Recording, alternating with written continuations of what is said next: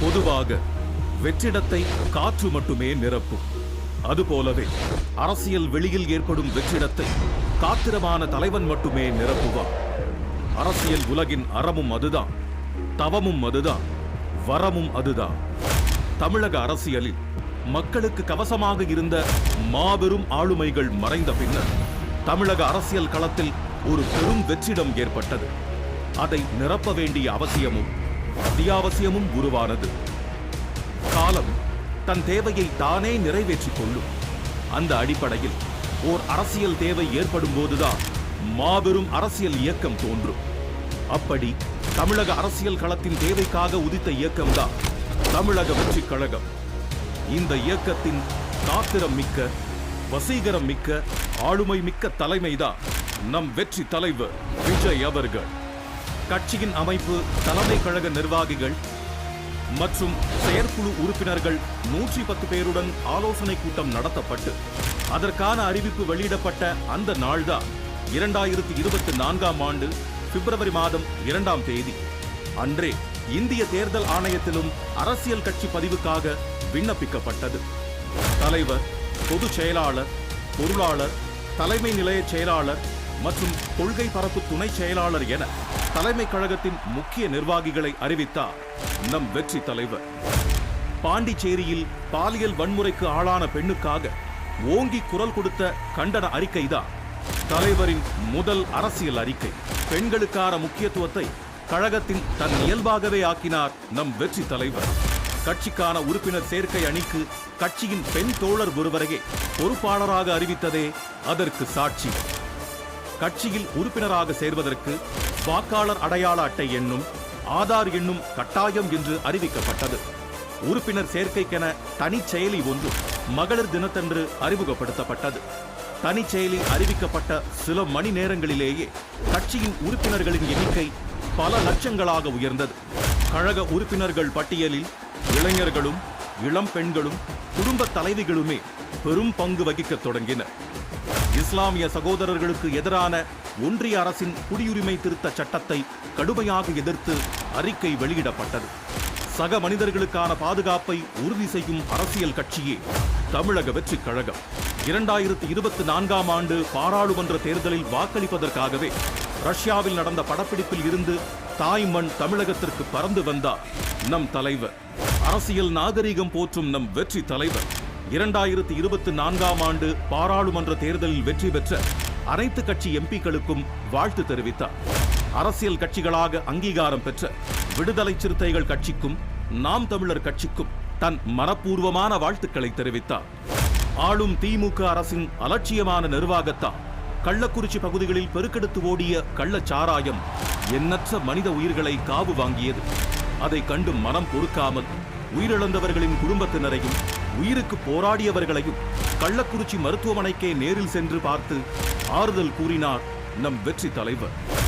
கேடில் விழுச்செல்வமான கல்வியே கேடில்லாத சமுதாயம் உருவாக்கும். இதை உணர்ந்ததால்தான் கல்வி விருது விழாவை ஒரு அறிவு கொண்டாட்டமாகவே நடத்த தொடங்கினார் நம் வெற்றி தலைவர் அவர்கள். பகுஜன் சமாஜ் கட்சியின் தமிழ்நாடு மாநில தலைவரான திரு ஆம்ஸ்ட்ராங் அவர்கள் நடு ரோட்டில் வெட்டி படுகொலை செய்யப்பட்டார். திமுக அரசின் சட்டம் ஒழுங்கு சீர்கேட்டால் நடந்த இப்படுகொலைக்கு தமிழக வெற்றி கழகம் தன் கடும் கண்டனங்களை பதிவு செய்தது. அரசியல் களத்தில் கொள்கையை உயர்த்தி பிடித்து தன் கொடியை நாட்ட விரும்பிய தமிழக வெற்றி கழகம் தன் தனிப்பெரும் அடையாளமான கட்சி கொடியை அறிமுகப்படுத்திய நாள்தான் 22/8/2024ஆம் ஆண்டு. அன்றே கொடி பாடலும் வெளியிடப்பட்டது. தமிழக வெற்றி கழகத்தின் கட்சி பதிவு கோரிக்கையை ஏற்ற இந்திய தேர்தல் ஆணையம் கழகத்தை அரசியல் கட்சியாக பதிவு செய்து அதற்கான அனுமதியையும் சட்டப்பூர்வமாக வழங்கியது. தந்தை பெரியாரின் பிறந்த நாள் அன்று சிங்கத்தின் குகைக்கே சென்று சிறப்பு செய்தது போல தந்தை பெரியார் உலவிய பெரியார் திடலுக்கே சென்று மலர் மரியாதை செய்தார் நம் தமிழக வெற்றி கழக தலைவர். கட்சியின் கொள்கைகளை, செயல் திட்டங்களை அறிவிக்க கட்சியின் முதல் மாநில மாநாட்டை விழுப்புரம் மாவட்டம் விக்கிரவாண்டி அருகில் உள்ள பி சாலையில் நடத்த முடிவெடுத்தார் நம் தலைவர். அந்த மாநாட்டிற்கு வெற்றி கொள்கை திருவிழா என்றும் பெயர் சூட்டினார். அதற்கான அறிவிப்பையும் வெளியிட்டார். மாநாட்டு பணிகளுக்கான கால்கோள் விழாவே ஒரு மண்டல மாநாடு போலவே இருந்ததை கண்டு ஊடகங்களும் அரசியல் கட்சிகளும் வியந்தன. சென்னை மெரினாவில் நடந்த இந்திய விமானப்படை சாகச நிகழ்ச்சியில் அடிப்படை வசதிகளையும் பாதுகாப்பு முன்னேற்பாடுகளையும் கூட செய்யாமல் அலட்சியம் காட்டியது தற்போதைய ஆளும் அரசு. அதனால் பல மனித உயிர்கள் பலியாகின. அந்நிகழ்வின் போது உயிரிழந்தோருக்கு ஆறுதலையும் அரசுக்கு கடும் கண்டனங்களையும் கழக தலைவர் தெரிவித்தார். மாநாட்டு திடல் பணிகள் நடக்கும் வேளையில் கழக மாநாட்டிற்கு தொண்டர்களை அழைப்பதற்காக அறிஞர் அண்ணாவின் கடித முறையை கையில் எடுத்தார் நம் வெற்றி தலைவர். அவர் எழுதிய 3 கடிதங்களும் அரசியல் அரங்கில் விவாதங்களையும் தொடங்கி வைத்தன. மாநாட்டில் கழகத்தின் கொள்கை தலைவர்களை அரசியல் உலகமே அதிர அறிவித்தார் நம் வெற்றி தலைவர். கொள்கைகளையும் செயல் திட்டங்களையும் கட்சியின் தோழர்களை வைத்தே அறிவிக்க வைத்தார். தன் அரசியல் நிலைப்பாடான அதிகார பகிர்வை கட்சியில் இருந்தே தொடங்கினார். உணர்வு பூர்வமாக அமைந்த வெற்றி தலைவரின் மாநாட்டு சிறப்புரையை கேட்டு உலகமே பிரமித்தது. மாநாட்டுக்கு பிறகான மாதங்களிலும் அந்த பேச்சே பேசு பொருளாகவும் பெரும் விவாத பொருளாகவும் இருந்தது. மாநாட்டின் பிரம்மாண்ட வெற்றிக்கு நன்றி தெரிவித்து 4வது கடிதத்தையும் எழுதினார் நம் கழக தலைவர். தேசியத்தையும் தெய்வீகத்தையும் போற்றிய மாபெரும் தலைவரான ஐயா பசும்பொன் முத்துராமலிங்க தேவரின் குரு பூஜை நாளன்று அவரது உருவப்படத்திற்கு மலர் தூவி மரியாதை செலுத்தினார் நம் வெற்றி தலைவர். மாநாட்டு திடலில் திரண்டிருந்த கட்டுக்கடங்காத மக்கள் வெள்ளத்திற்கு அணை போட இயலாத சூழலில் மக்களின் பாதுகாப்பு கருதி தீர்மானங்கள் நிறைவேற்ற இயலாத சூழல் உருவானது. அதனால் மாநாட்டு தீர்மானங்களை நிறைவேற்றுவதற்காகவே கழகத்தின் செயற்குழு கூட்டம் நடத்தப்பட்டு அதில் 26 தீர்மானங்கள் நிறைவேற்றப்பட்டன.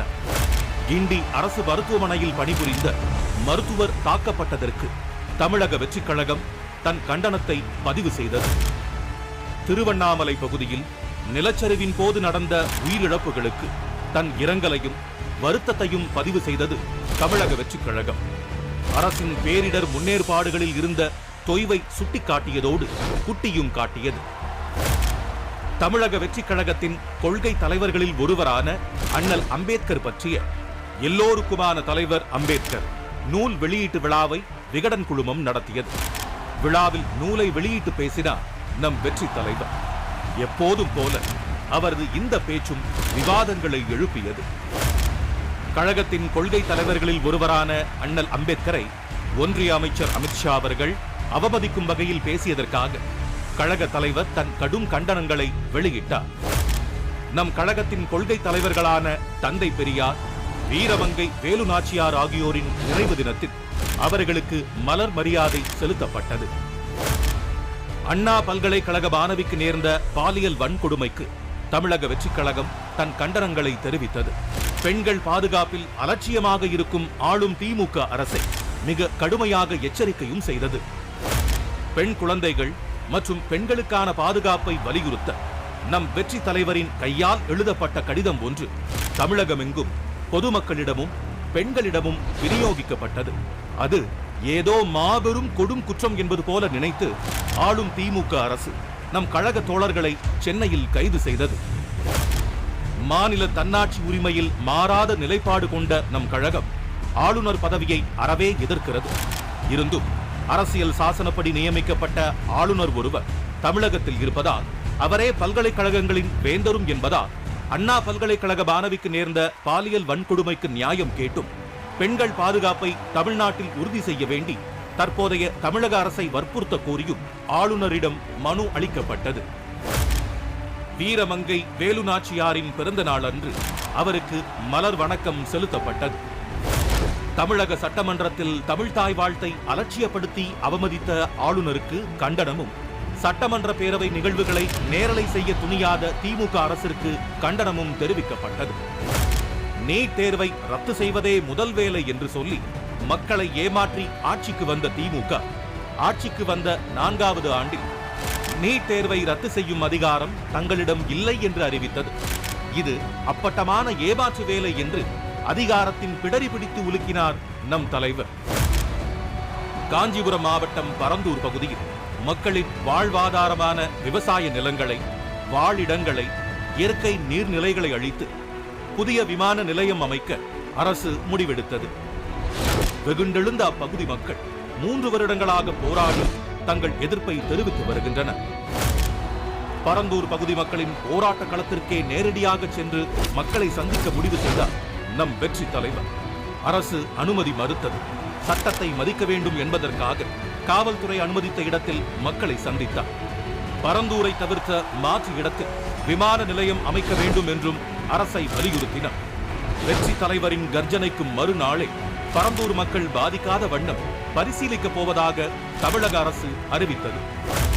அரசியல் மைதானத்தில் தனக்கு எதிராக வீசப்படும் அத்தனை பந்துகளையும் அடித்து ஆடவும் அவசியமான வேளைகளில் தடுத்து ஆடவும் தெரிந்த இயக்கம்தான் நம் தமிழக வெற்றி கழகம். இதோ இப்போது கழகம் தன் 2ஆம் ஆண்டில் அடியெடுத்து வைக்கிறது.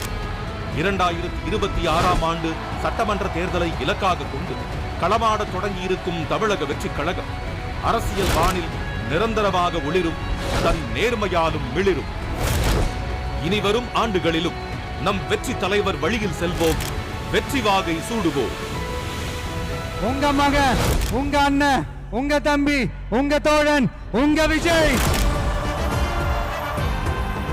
காலத்துக்கு வந்துட்டா.